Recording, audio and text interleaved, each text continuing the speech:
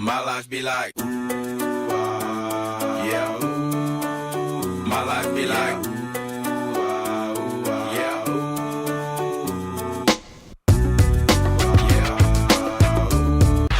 ooh. Today on Scientific Tuesdays. Action. Suspense. Evil alien symbiote?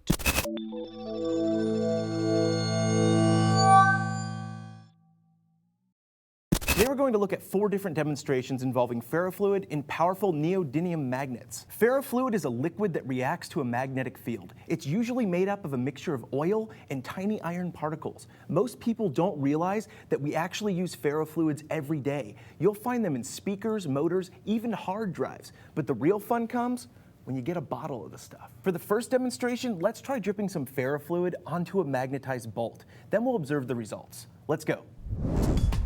Okay, so why do we call it a ferrofluid? Well, it's because it's a ferrous metal. Ferrous meaning iron. If you take a look on the periodic table, the symbol for iron is Fe. Thus comes the word ferrous for the symbol Fe. I've placed the neodymium magnet on the base of the screw. The magnetic force of this magnet is being transferred and carried through the steel in the bolt so that it acts like an extension of the rare earth magnet.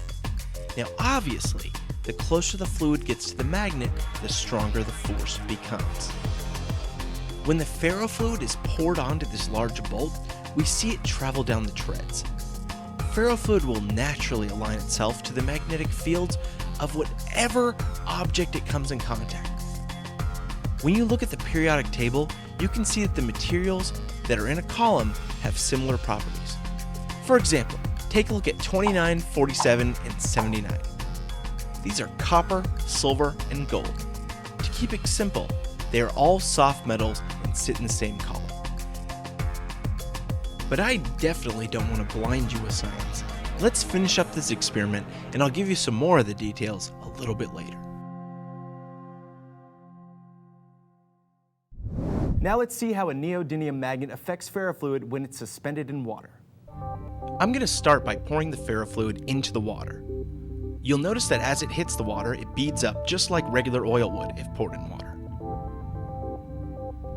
But when I place the neodymium magnet to the side of the jar, it's going to instantly attract all the ferrofluid within range. Once we add the ferrofluid to the water, it's free to travel all over the jar, which gives us some really cool effects when we pull the magnet to it.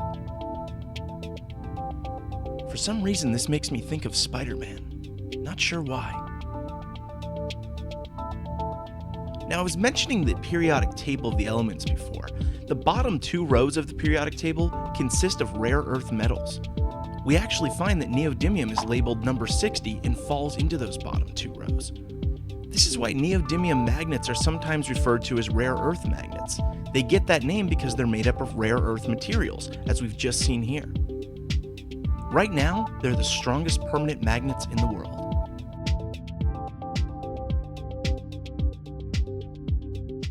Now some of you out there are probably wondering what will happen if I drop the magnet into the water and ferrofluid concoction that I've got here. Well, let's find out together, shall we? Now when we drop the magnet into the jar, all of the ferrofluid on the bottom quickly surrounds the magnet itself, forming a big ball of oily goodness. Even though this magnet is rectangle shaped, a magnetic force extends out in all directions. Think of it sort of like a light bulb emitting light in all directions. Because the magnetic force decreases with distance from the source, a circular ball is formed like we see here. Don't eat this.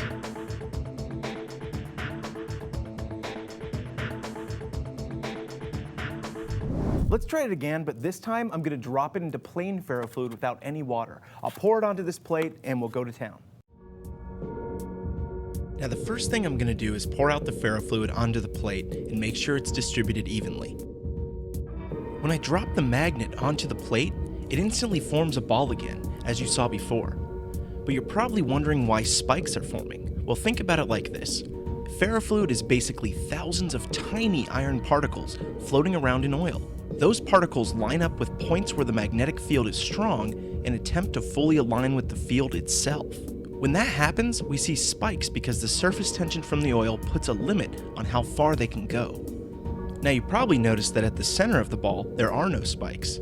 This is a combination of both surface tension and the magnetic lines coming from each pole within the magnet. There's more force on each end of the magnet, so in the center, the magnetic field does not push out as far, forming an almost flat area. And just as a little bonus for sticking around so long, I'm gonna actually drink some Ferro Fluid and see what happens. Idiot. Remember, if you drink this stuff, it's probably gonna cause encopresis, which regardless of how cool that sounds, it's not a superpower. It might also kill you. Anyways, see you next time.